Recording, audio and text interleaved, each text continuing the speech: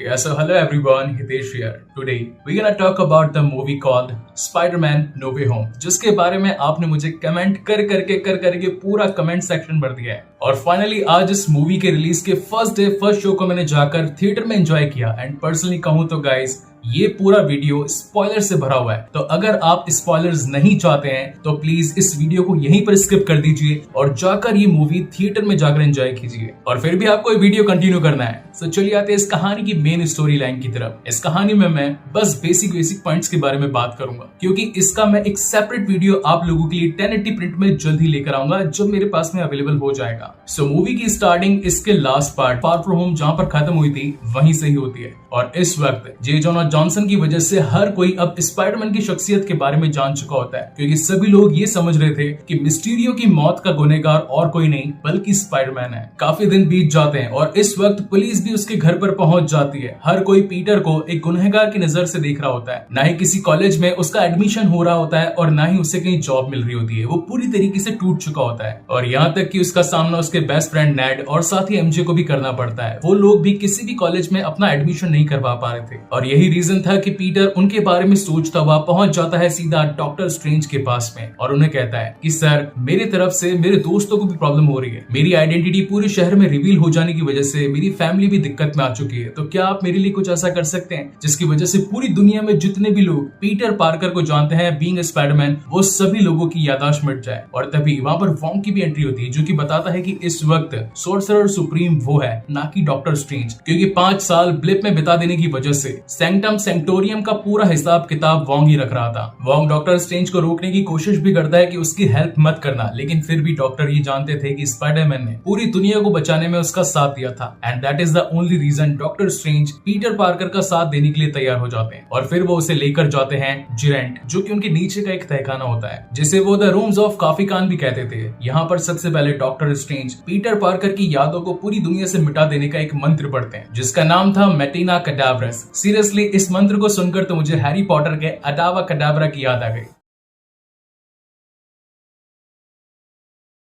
अभी Peter doctor से कहता है कि क्या आप पूरी दुनिया से जब मेरी याददाश्त मिटा देंगे तो कुछ ऐसे लोग हैं जिनके बारे में आप उन्हें छोड़ सकते हैं, क्योंकि मैं नहीं चाहता कि एमजे उसके मन से मेरी सारी यादें चली जाए, क्योंकि मैं उससे काफी ज्यादा प्यार करता हूँ। अब यहाँ पर एक तरफ तो डॉक्टर स्ट्रेंज अपना पूरा जादू पूरी तरीके से करने की कोशिश कर रहे होते हैं और तभी बीच में से वो एमजे का नाम रिमूव करते हैं, लेकिन तभी पीटर को याद आता है कि मेरा दोस्त नेड, उसकी भी याददाश्त होनी जरूरी है। इसलिए चलते हुए मंत्र के बीच में डॉक्टर स्ट्रेंज नेड को भी वापस से खींचते हैं, लेकिन तभी पीटर कहता है कि मेरी आंट वो भी तो सबसे ज्यादा इंपॉर्टेंट है, प्लीज उन्हें भी छोड़ दीजिए। अब उस मैजिक के अंदर जब डॉक्टर स्ट्रेंज उसकी आंट को भी हटाता है, तभी उसे हैप्पी होगन की याद आती है। और इतने सारे कंफ्यूजन के बाद में डॉक्टर स्ट्रेंज भी काफी ज्यादा कंफ्यूज हो जाते हैं और वो मंत्र गलत हो जाता है। और इसके बाद होना क्या था, जो होना था वो तो ट्रेलर्स में आप लोगों ने ऑलरेडी देख लिया, यानी कि सिनिस्टर 6 वाली टुकड़ी स्पाइडरमैन को मारने के लिए आ चुकी होती है पीटर पार्कर के पास। हालांकि इस वक्त पीटर को उनके बारे में पता नहीं होता है, वो तो बस अपना और अपने दोस्तों का बस MIT के अंदर एडमिशन करवाना चाहता था, इसीलिए वो सबसे पहले उनकी हेड के पास जाता है। तब उसे पता चलता है कि वो तो यहाँ से बाहर जा रही है, तो वो उनकी कार को चलते ट्रैफिक में रोकता है और उनसे मदद मांगता है और कहता है कि आप मेरी वजह से प्लीज मेरे दोस्तों को इतना बड़ा नुकसान मत भुगतने दीजिए। उनकी ये बातें चली रही थी और तभी वहां पर डॉक्टर ओटो ऑक्टेवियस पहुंच जाते हैं, जिनके पास में अपने वही 4 नुकीले हाथ होते हैं और फिर वो स्पाइडरमैन के साथ फाइट करना शुरू कर देते हैं। सबसे पहले तो स्पाइडरमैन सोच और समझ नहीं पाता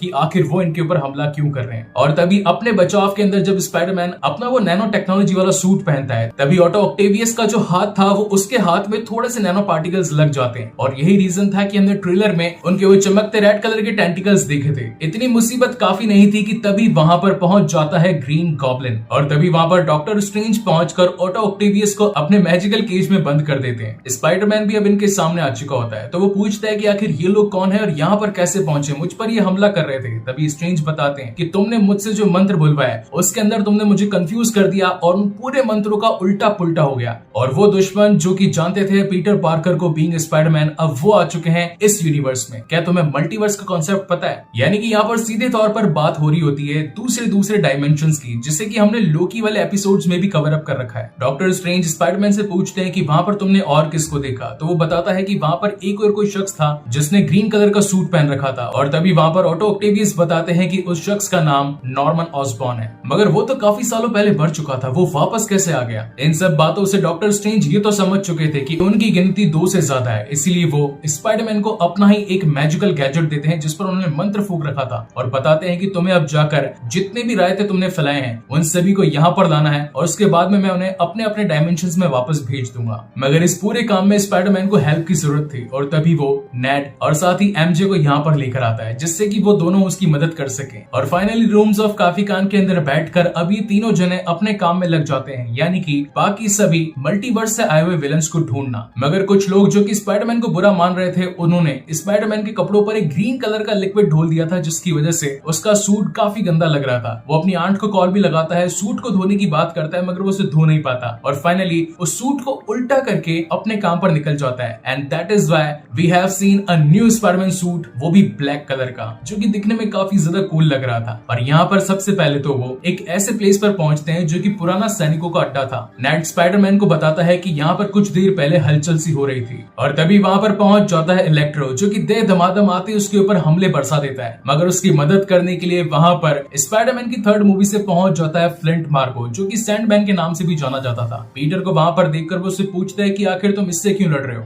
और मैं यहाँ तक कैसे पहुंचा। तो पीटर बताता है काफी लंबी बात है लेकिन सबसे पहले तो मैं इलेक्ट्रो को संभालना पड़ेगा। जिसके बाद तो सैंडमैन सबसे पहले इलेक्ट्रो को शांत करता है और उसे कैद करके स्पाइडरमैन के साथ में डॉक्टर स्ट्रेंज वाले मैजिकल जेलों में कैद कर देता है। यहाँ पर डॉक्टर स्ट्रेंज भी होते हैं जो कि कर्ट कॉर्नर्स यानी कि द लिजर्ड को भी कैद करके ला चुके होते हैं और यहाँ पर अब सारे विलन्स आपस में एक दूसरे को देखते हैं। अब अगर आपने टॉबी मैगवायर वाले तीनों पार्ट्स देखे होंगे तो फर्स्ट मूवी का विलन था ग्रीन गॉब्लिन, सेकंड के थे डॉक्टर ओटो ऑक्टेवियस और थर्ड का था फ्लिंट मार्को या फिर वेनम भी कह सकते हैं, लेकिन वेनम का एक राज जो कि मैं आपको एंड में रिवील करूंगा। यहाँ दूसरी और ग्रीन गॉब्लिन यानी कि नॉर्मन ऑसबॉर्न अपनी दोस्त शख्सियत से काफी ज्यादा परेशान हो चुका था और उसकी जो विलन वाली शख्सियत थी उसे वो अपने आप से दूर करने के लिए ग्रीन वाला मास्क तोड़ देता है। And that is the reason हमें इस मूवी के अंदर दिखाए जाने वाले हैं कॉमिक एक्यूरेट पर्पल हुडी वाले ग्रीन गॉब्लिन, जिसके पास में एक थैला भी है प्लस उसका ग्लाइडर भी। देखा जाए तो ग्रीन गॉब्लिन यानी कि नॉर्मन ऑसबॉर्न भी एक दूसरे यूनिवर्स से आए थे मगर अपने आप की शख्सियत को वापस से सुधारने के लिए वो किसी और से मदद नहीं मांग सकते थे, इसलिए वो सीधा पहुंच जाते हैं पीटर पार्कर के घर पर जहां पर वो आंट में से मिलते हैं। और उसी वक्त वहां पर पीटर भी आ जाता है और कहता है कि हम सभी साथ मिलकर आप सभी को आपके यूनिवर्स में भेज सकते हैं। और फिर वो उन्हें लेकर पहुंच जाता है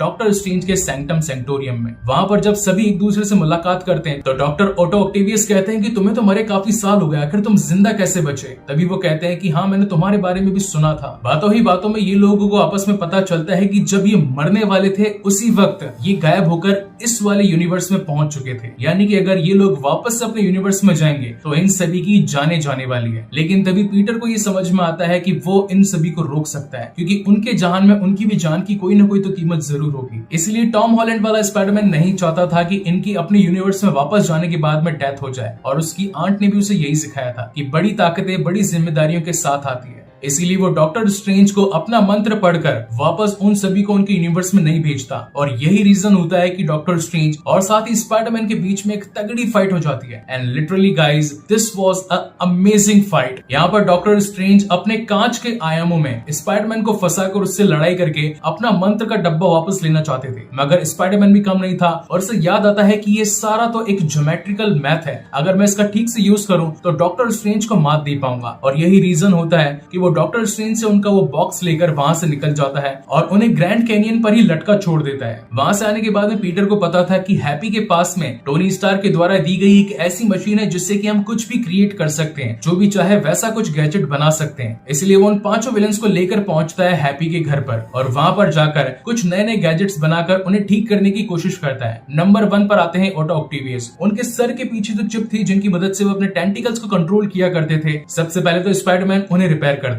और उसके बाद में बारी आती है इलेक्ट्रो की। वो उसके सीने पर एक इलेक्ट्रिक कंज्यूमेबल डिवाइस लगाता है ताकि वो उसकी बिजली को सोख पाए और वापस से उसे इंसानी रूप में ट्रांसफॉर्म कर पाए। मगर इसी बीच नॉर्मन ऑसबॉर्न की दूसरी शख्सियत पूरे किए कराए पर पानी फेर देती है और वहां पर वो झगड़ा करना स्टार्ट कर देता है। इसी झगड़े में उसके साथ साथ इलेक्ट्रो भी मिल जाता है, जिसे ग्रीन गॉब्लिन कहता है कि हम भगवान हैं, हम चाहे जो भी कुछ कर सकते हैं, स्पाइडरमैन हमारा कुछ नहीं बिगाड़ सकता। इसी वजह से वो उसके साथ मिलकर अब स्पाइडरमैन को ही नुकसान पहुंचाना शुरू कर देता है। और यहाँ पर अगेन काफी बड़ी फाइट होती है जिसके अंदर electro, doctor Otto Octavius, flint Marco और साथ ही कर्ट कॉनर्स शामिल होते हैं। मगर इसी लड़ाई के बीच में ग्रीन गॉब्लिन अपना गॉब्लिन बॉम्ब फेंक कर मार देता है और एक बड़े से धमाके के अंदर आंट में मारी जाती है। सारी सिचुएशन आउट ऑफ कंट्रोल हो चुकी होती है, सारे के सारे विलन्स भाग चुके होते हैं और स्पाइडरमैन भी अकेला होता है। वहीं पर नेड और साथ ही उसकी बेस्ट फ्रेंड एमजे ये सोचते हैं कि अगर वो अकेला है तो हमें उसकी मदद करनी होगी। उसी वक्त नेड के हाथों में डॉक्टर स्ट्रेंज की तिलिस्मी अंगूठियां हाथ लग जाती है। अब जिस हाथ से जादू करना होता है वो उससे तो नहीं बल्कि अपने दूसरे हाथ से जादू करने लगता है और इसी बीच वहां से एक पोर्टल ओपन हो जाता है और वहीं से आते हैं इस कहानी के सेकंड स्पाइडरमैन यानी कि एंड्रयू गारफील्ड, जिसका आप सभी और मुझे पर्सनली काफी टाइम से इंतजार था। तो एमजे कहती है ये पीटर अपना नहीं है, तुमने गलत पीटर को यहाँ पर बुला लिए, वापस से घुमाओ और हमारे वाले पीटर को बुलाओ। और अगेन जब वहां पर नेड अपनी मैजिकल रिंग को घुमाता है तो भाई साहब क्या कहने, और प्रकट हो जाते हैं टोबी मैगवायर। सीरियसली इस सीन पर तो हॉल में जो लोग बैठे थे सभी ने सीटियां मारी थी। यहाँ पर एंड्रयू गारफील्ड और टोबी मैगवायर आमने सामने आते हैं और दोनों ही एक दूसरे से बातें करते हैं और बोलते हैं कि आखिर तुम यहाँ पर कैसे है, तुम कौन हो और तुम कौन हो। तभी इन्हें मल्टीवर्स का कॉन्सेप्ट समझ में आता है और इन्हें पता चलता है कि इस यूनिवर्स के पीटर पार्कर के ऊपर काफी सारे विलन्स एक साथ धावा बोल रहे हैं, इसलिए हमें जाकर उसकी मदद करनी पड़ेगी। और यहीं से अब ये दोनों जाकर मिलते हैं टॉम हॉलैंड वाले स्पाइडरमैन से और इन तीनों को साथ में देखना पैसा वसूल है, जाकर ये मूवी हॉल में जरूर देखो। टॉम हॉलैंड वाला स्पाइडरमैन बताता है कि हम तीनों को साथ मिलकर अगर लड़ना है तो उन्हें सबसे पहले कमजोर करना पड़ेगा और उन्हें कमजोर करने के लिए उनकी ताकत कंज्यूम करके उन्हें किसी में सेव करके रखनी पड़ेगी और फिर अगर हम इन्हें इनके यूनिवर्स में वापस भेजें तो चाहे जीना या मरना वो इनके हाथ में है, लेकिन हम अपनी तरफ से अपना काम कर सकते हैं। और अब ये तीनों ही स्पाइडरमैन पहुंच जाते हैं हैप्पी होगन के घर पर, जहां पर पड़ी थी टोनी स्टार्क की इक्विपमेंट बनाने वाली मशीन, और उनसे ये तीनों अपने अपने विलन्स के लिए पावर कंज्यूमेबल डिवाइस बनाते हैं। और फिर आता है इस मूवी का literally one of the best scene, जहां पर ये तीनों स्पाइडरमैन अपने अपने विलन से लड़ने लगते हैं। अब यहाँ पर एक चीज क्लियर कर दूं, हर कोई सिनिस्टर सिक्स की रट लगाए बैठा था, लेकिन उसमें छठा विलन इस वक्त तो नहीं आया था। टोटल 5 ही विलन थे, पांचों के नाम आपको बता देता हूँ। पहला था ग्रीन गॉब्लिन, दूसरा था डॉक्टर ओटो ऑक्टेवियस, तीसरा था इलेक्ट्रो, चौथा था फ्लिंट मार्को और पांचवे थे कर्ट कॉनर्स यानी कि चिपकने वाली। और ये तीनों स्पाइडरमैन मिलकर सभी का इलाज कर रहे होते हैं। हालांकि सबका इलाज कर लेने के बाद में जब लास्ट में बारी आती है ग्रीन गॉब्लिन की यानी कि नॉर्मन ऑसबॉर्न की, तो वहां पर वो अपनी नॉर्मल शख्सियत उनको दिखाता है। लेकिन टॉम हॉलैंड वाला स्पाइडरमैन जिसकी 8 मई को उसने मारा था, इसलिए वो तो उसके ऊपर धमाधम मुक्के बरसाता है। और तभी बीच में आते हैं टोबी मैगवायर वाले स्पाइडरमैन और उससे रोकते हैं कि नहीं, इसे मत मारो, इसको भी जीने का हक है, इसे छोड़ दो। मगर ग्रीन गॉब्लिन अपनी चालाकी से बाज नहीं आता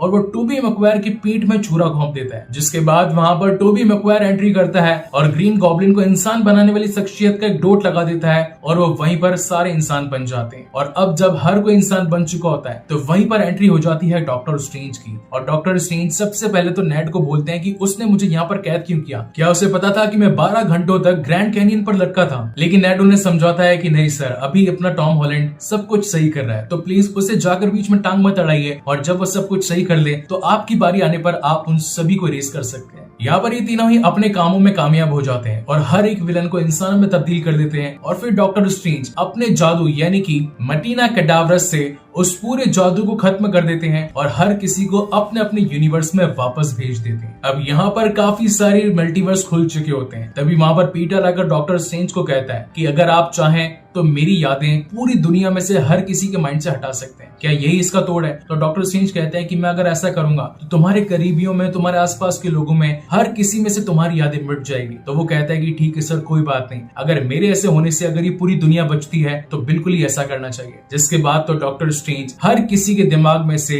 पीटर पार्कर ही स्पाइडरमैन है वो छवि पूरी तरीके से मिटा देता है और सारा खेल वहीं पर खत्म हो जाता है। और इस मूवी के एंड में हम देख पाते हैं कि एमजे और नेड, जो कि कभी जानते थे कि पीटर उनका दोस्त हुआ करता था, उनके मन से भी वो यादें मिट चुकी होती है। लेकिन कहानी के एंड में अच्छी बात ये होती है कि यहाँ पर इन दोनों को ही MIT में एडमिशन मिल चुका होता है। वहीं पर पीटर अपनी आंट की ग्रेव पर जाता है, वहीं पर उसे हैप्पी होगन भी मिलता है और वो उनसे पूछता है कि तुम यहाँ पर क्या कर रहे हो। तो पीटर बताता है कि इसका रीजन स्पाइडरमैन था। तो हैप्पी भी कहता है कि हाँ, इसका रीजन मेरी तरफ से भी स्पाइडरमैन ही था। और इसी के साथ ये मूवी यहीं पर खत्म होती है। अब इस कहानी के अंदर टोटल 2 पोस्ट क्रेडिट सीन है। इस कहानी का पहला पोस्ट क्रेडिट सीन जो कि जुड़ा जुड़ा है टॉम हार्डी यानी कि एडी ब्रॉक से। वो इस वक्त एक बार के टेंडर से एवेंजर्स के बारे में बात कर रहा होता है और तभी वहां पर डॉक्टर स्ट्रेंज का मैजिक होता है और वो यहाँ से गायब हो जाता है। अब इसकी टोटल 2 थ्योरीज हो सकती है। थ्योरी नंबर 1, क्योंकि वेनम को अब इस वक्त पीटर पार्कर और साथ ही स्पाइडरमैन के बीच का फर्क पता चल चुका होता है and that is the reason वो यहाँ से गायब हो गया। या फिर इसका सेकंड रीजन ये भी हो सकता है, वेनम जो कि एक सिम्बियोट था, उसने थर्ड पार्ट के अंदर स्पाइडरमैन से मुकाबला किया था,